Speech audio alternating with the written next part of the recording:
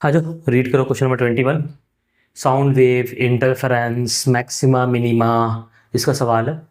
ठीक है, दो लाउड स्पीकर है, सेम फ्रीक्वेंसी का, डिस्टेंस दिया हुआ है, ये भी डिस्टेंस दिया हुआ है। ये डिस्टेंस कितना दिया हुआ है? 40 मीटर। ये भी दूरी दिया हुआ है, कितना? 40 मीटर दिया हुआ है।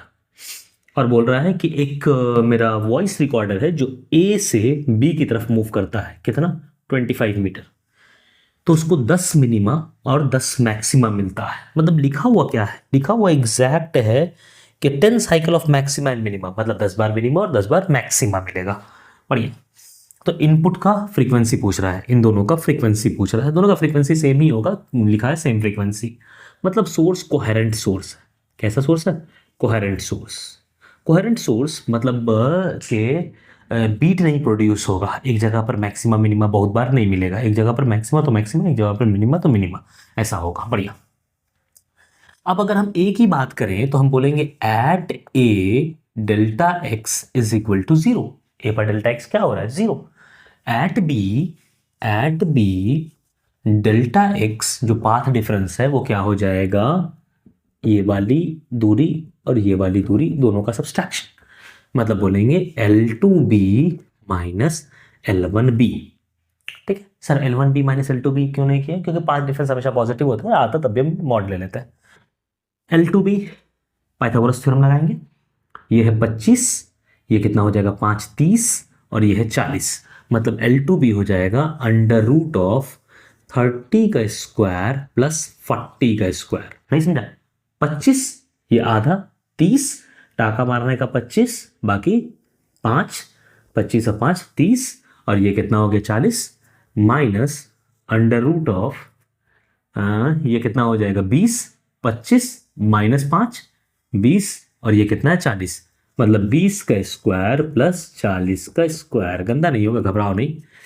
900 1600 900 1600 2500 2500 900 1600 2500 माइनस अंडर रूट 4 4 1600 और 400 2000। ये हो गया 5 50 25 50 माइनस, और ये 10 4 ये 2 दूनी 4 50 20 20√5 20√5 400 400 गुना 5 2000। ठीक। √5 की वैल्यू कितनी दी हुई है? 2.23। मल्टीप्लाई कर दे 2.23 से, जिसको लिख सकते हैं 50 माइनस 20 इंटू 2.23। मतलब 50 माइनस 3 दूना 6, 2 दूनी 4 और 2 दूनी 4, और एक पॉइंट है, ये गलती ना हो, पॉइंट डाल 446 डिवाइडेड बाई 100 0 पॉइंट बढ़ा दे सही है। तो क्या 5.4 किसमें दिया हुआ है? मीटर। 5.4 मीटर। ये क्या आ गया? डेल्टा एक्स आ गया। कहाँ से कहाँ? डेल्टा एक्स कहाँ पर आया? बी पर आया। अब ए पर डेल्टा एक्स जीरो है। देखो ना, ये दूरी और ये दूरी सेम है, तो पाथ डिफरेंस क्या है? जीरो। वैसे भी वो सेंट्रल मैक्सिमा का पॉइंट है जहां पर पाथ डिफरेंस जीरो होगा। यहाँ पाथ डिफरेंस जीरो और यहाँ पाथ डिफरेंस 5.4।